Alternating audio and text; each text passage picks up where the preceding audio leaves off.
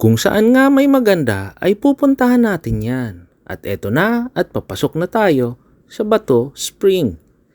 Dito nga sa bukana pa lang nito ay makakabili na tayo ng napakasarap at napakalinamnam na ube halaya. Thank you, Tay! Papasok nga dito sa Bato Spring ay kapansin-pansin ang napakaraming puno na nakapaligid sa kalsada. So eto, enjoyin nyo muna. Ang entrance fee nga pala dito ay 200 pesos each at 300 naman kapag overnight.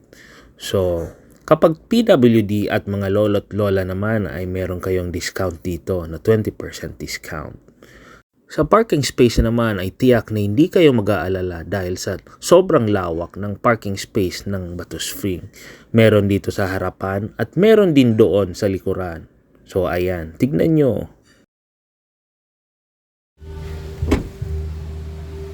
At pagkababa nyo nga ng sasakyan ay tiyak na mare-relax kayo sa tanawin dito. Makikita nyo naman na nag-i-enjoy ang mga pamipamilyang lumalangoy sa Bato Spring.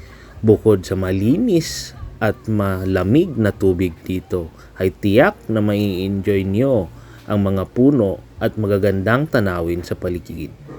Meron nga pala ditong mga cottages na pwede nyong rentahan na magagamit ng inyong pamilya na worth 500 pataas lamang, depende sa space ng inyong okupahin.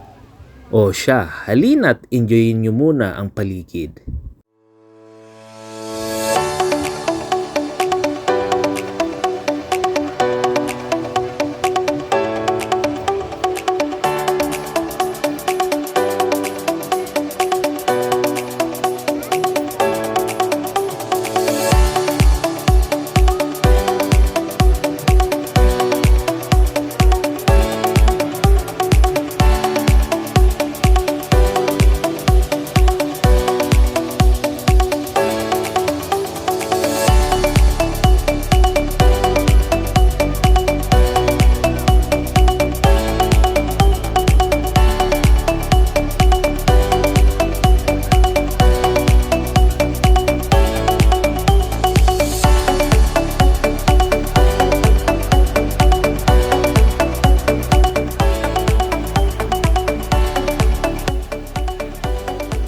So ayan, mapunta naman tayo dito sa pangalawang spring ng Bato Spring. So eto, sa parting ito ay medyo may kababawan na perfect sa mga kabataan.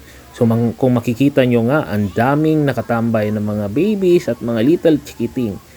So dito din matatagpuan yung mga man-made falls na pagkahaba-haba na kadalasan ay pinapaliguan ng mga nanay, tatay, lolo't lola at madalas ay nagpapapicture pa dito sa mga bato na to.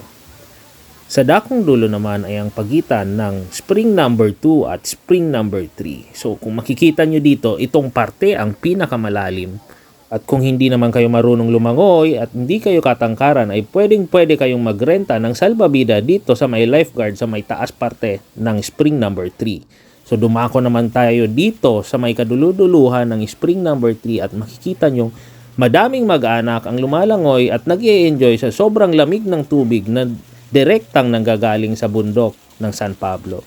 So ayan, enjoyin nyo ang paligid.